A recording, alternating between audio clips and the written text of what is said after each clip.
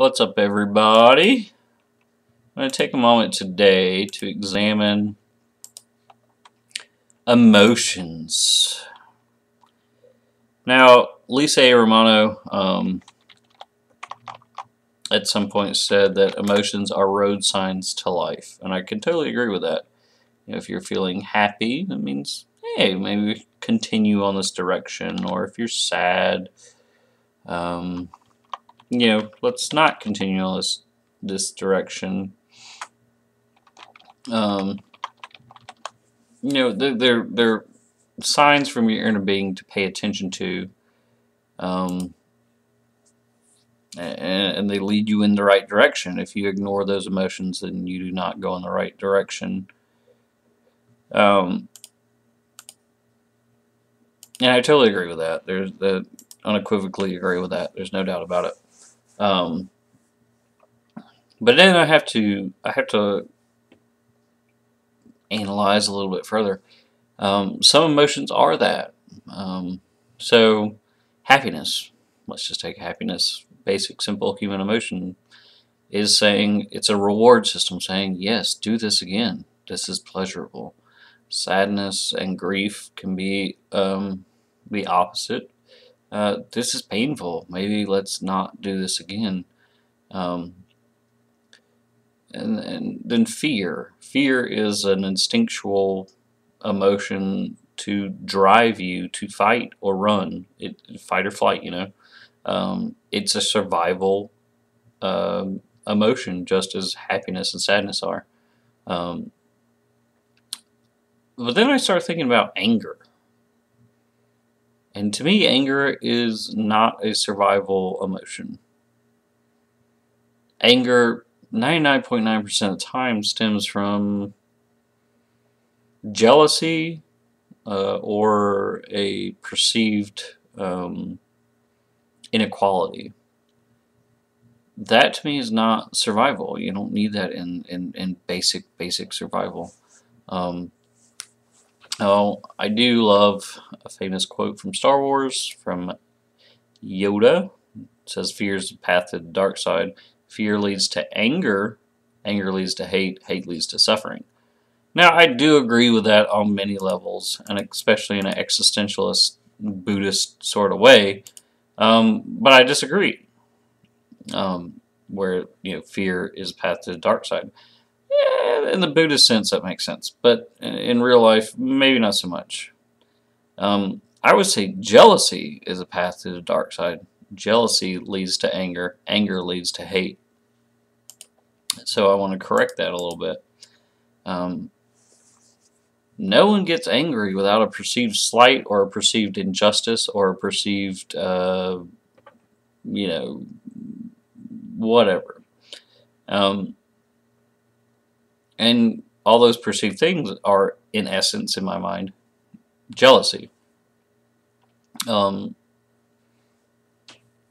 So fear, I think, you know, it's a normal emotion. It's a healthy emotion. You need fear. Fear keeps you alive.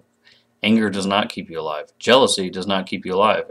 If you can point out one actual evolutionary and beneficial side effect or effect of those emotions, point them out to me. Why not?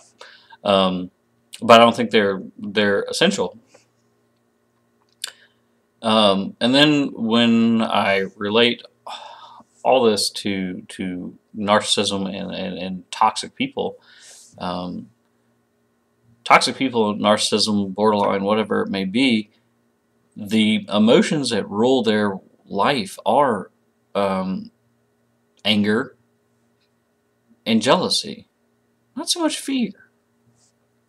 Fear is evolutionary. I don't buy into it. But anger and jealousy, those are the narc emotions, the key narc emotions. And just so happens to be, in my mind, the very emotions that are not crucial to survival or your well-being. Actually, they are the exact opposite. They are, they do nothing but play into your demise, really. So I have to disagree with the Star Wars quote as much as I love it. But I would say that fear in that quote needs to be replaced with jealousy.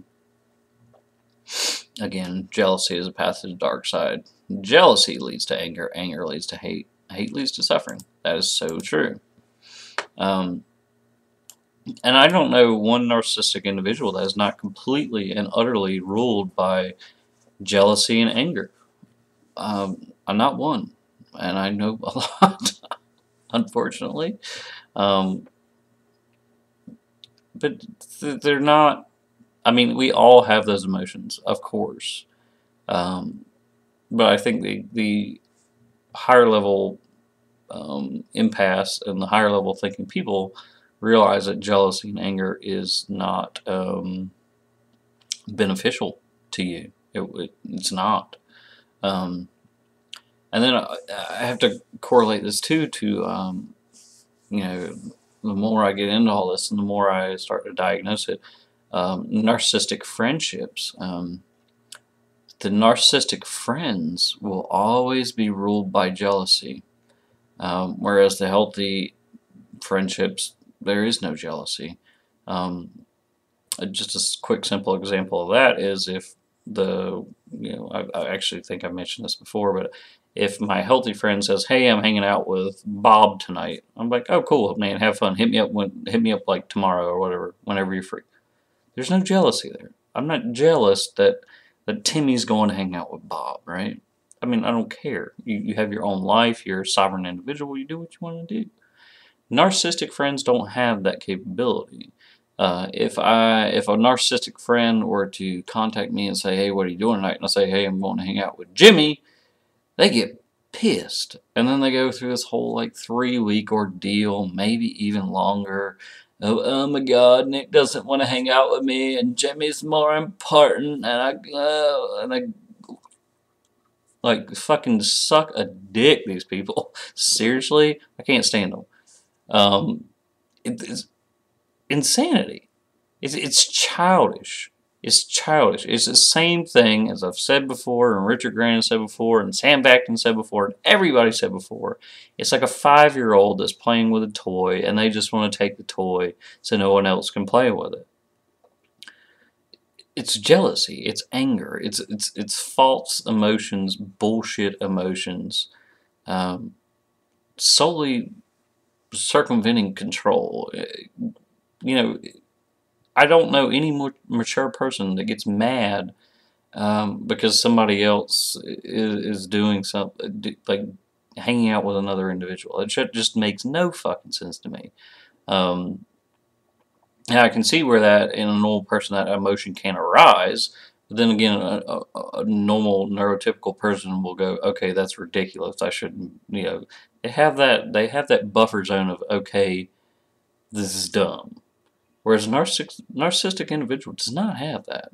I mean, they'll go all out. They'll carry that charade on for years if they have the chance of trying to play it up and play the victim and play the bullshit game.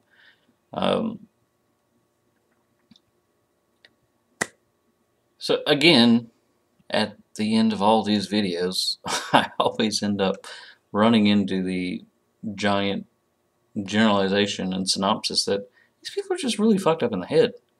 They're children. They have no emotional capability. They have no rational thought capability. They're just complete fucking children. And really, let's just be honest, fucking dumbasses. They're fucking annoying shitbags. Really, at the end of all of it. They're poison. They're absolute poison. I mean, having that shit in your life is just ridiculous. I mean, I go hang out with Jimmy, and then I got to deal with 2 weeks of some shitbag that's jealous, starting drama, starting fights, gaslighting, getting his flying monkeys on, and all this stuff just because I went out and enjoyed my life. That's the thing. They don't want you to enjoy their life. They don't want you to be sovereign. They don't want you to be away from them. They're so insecure. They're so driven by their ego. They're so angry. They're so jealous. It's just blows my fucking mind how sick these people really are. And and in some videos I'm slightly empathetic of, or you could say that I was empathetic of narcissism and borderlines and stuff, because oh, they went through some serious abuse, blah blah blah. But I mean, that is no. I mean, I just, these people are fucked up individuals, like seriously, seriously fucked up individuals. I can't even begin to put into words how fucked up these people are. So anyway, I hope that made sense, and I hope maybe that can give you some reflection. You see that in friendships and stuff. Do you always have that one friend that's jealous if you go hang out with somebody else and acts like a little baby afterwards? You probably got some problems. Is that one friend also seemingly ruled by jealousy and anger all the time? I'd be willing to bet so.